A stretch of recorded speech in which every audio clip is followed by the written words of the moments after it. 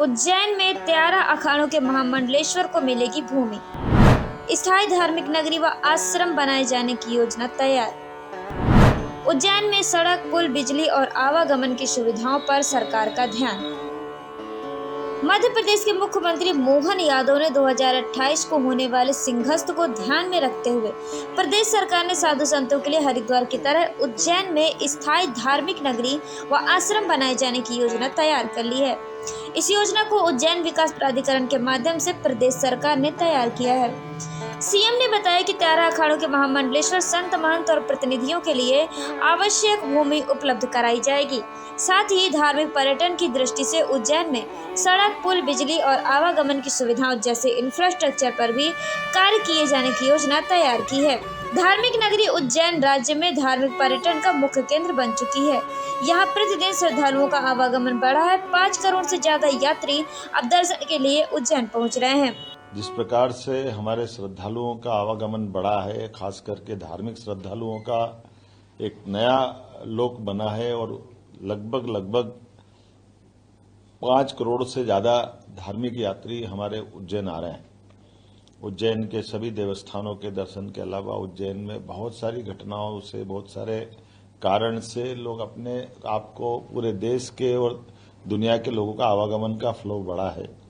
ऐसे में साधु संत भी बड़ी संख्या में अपना आश्रम बनाकर उज्जैन में रहते ही हैं, लेकिन अब उनके लिए भी आने वाले समय में हरिद्वार की तर्ज पर उज्जैन में एक पूरा धार्मिक पर्यटन को बढ़ावा देते देते साधु संतों के भी स्थायी आश्रम को उज्जैन में जगह दिलाने का, उनका अपना सभी प्रकार के साधु संतों के साथ उज्जैन की भी गरिमा गौरव बढ़े, इस दिशा में सरकार ने काम प्रारंभ किया है।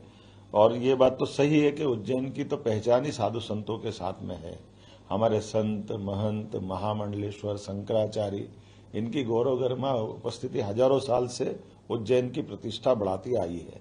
ऐसे में स्वाभाविक रूप से हम सबका फर्ज बनता है, विकास के मामले में हमारी सरकार उज्जैन में साधु संतों के लिए परमानेंट एक तरह से धार्मिक नगरी का कुछ हिस्सा उनके लिए भी पूरा बनाया जाए।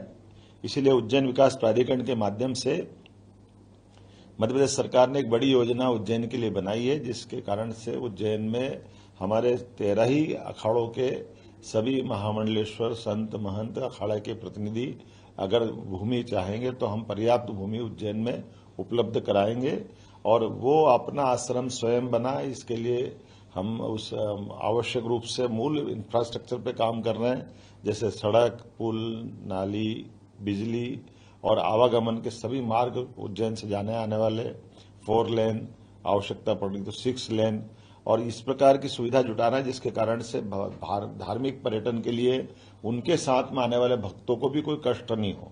और योजना भी इतनी अच्छी प्रकार से बनाई गई है कि 1 हेक्टेयर की भूमि में केवल 25% स्थायी निर्माण वो कर सकेंगे, बाकी हमारा 1/3 हिस्सा खाली रहेगा जिसमें वो पार्किंग वगैरह की व्यवस्था पर्याप्त रूप से की जा सके।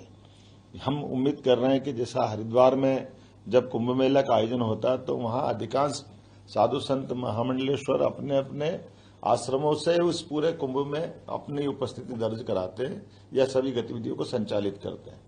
आज हमारे यहाँ 2028 में सिंहस्थ होने वाला है, तो स्वाभाविक रूप से हमने अपने बाकी निर्माण कार्य चालू किए हैं, लेकिन हम भूमि उपलब्ध करा करके स्थायी निर्माण की परमिशन जिला प्रशासन के माध्यम से इसी योजना से चालू करा रहे हैं, ताकि साधु संत भी अपने आश्रमों का विस्तार कर सके, विकास कर सके। स्थायी रूप से वो उज्जैन में भी अपने आश्रमों की एक तरह से जगह नियत करते हुए अपना गतिविधि प्रारंभ करें।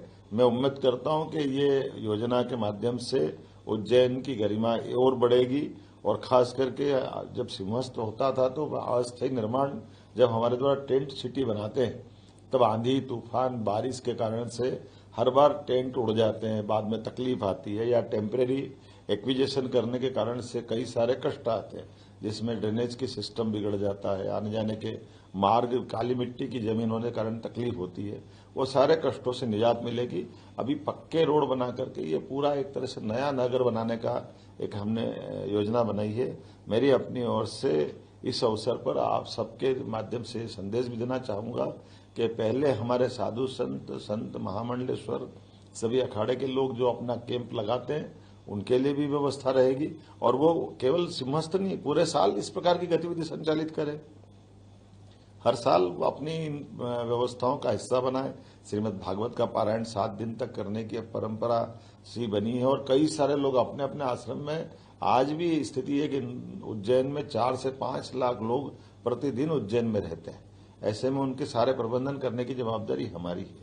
इसी के साथ साथ हमने एक और इसमें योजना बनाई है, साधु संतों के अतिरिक्त सभी सामाजिक संस्था, सभी प्रकार के इन तरह की गतिविधियों को संचालित करने वाले सनातन धर्मियों के लिए भी पर्याप्त रूप से भूखंड हम रखने वाले हैं, ताकि यहाँ धर्मशालाएं, अन्न क्षेत्र या अपनी इस प्रकार की गतिविधि जो हमारे इस सनातन धर्मी व्यवस्थाओं में आवश्यक होती है, उनके लिए धर्मशाला वगैरह बनाने के लिए स्कूल, कॉलेज, हॉस्पिटल या जन सेवा के वृद्धाश्रम या जो इस प्रकार के काम करना चाहे, जो जनहितैषी काम है, समाज हितैषी काम है, इन सबके लिए भी पर्याप्त भूमि का प्रबंधन हमने किया है। हमने इसमें कल्पना की है कि इस पूरे क्षेत्र में किसी भी हालत में निजी या कमर्शियल गतिविधि को हम नहीं करने देंगे। इसका हमने प्रतिबंध रखने के भी प्रावधान किए हैं। लेकिन ये धार्मिक गतिविधियों को बढ़ावा देने की दिशा में मध्य प्रदेश सरकार बड़ा कदम उठा रही है। मेरी अपनी ओर से इस योजना की आप सबको बधाई। बाबा महाकाल व अन्य देवी देवताओं के दर्शन पूजन के अलावा घूमने पहुंच रहे हैं। ज्योतिर्लिंग महाकालेश्वर मंदिर के नव विस्तारित क्षेत्र श्री महाकाल महालोक बनने के बाद पर्यटकों की संख्या तेजी से बढ़ी है। महाकाल मंदिर प्रबंध समिति की रिपोर्ट के अनुसार 4 वर्ष पूर्व तक प्रतिदिन लगभग 1 लाख श्रद्धालु महाकालेश्वर मंदिर के दर्शन के लिए आते थे।